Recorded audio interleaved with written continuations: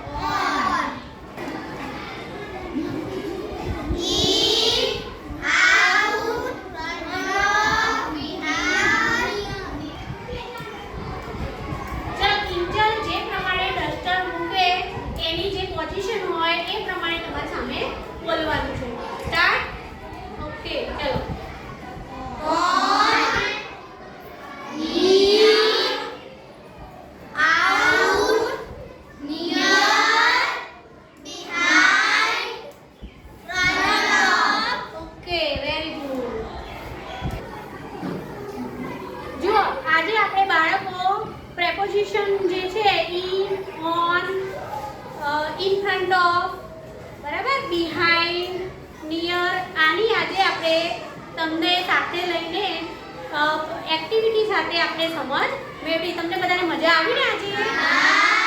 ફરીથી આપણે બીજા વિડીયોમાં આવી સરસ પ્રવૃત્તિ સાથે નવું જ કંઈક શીખીશું, બરાબર?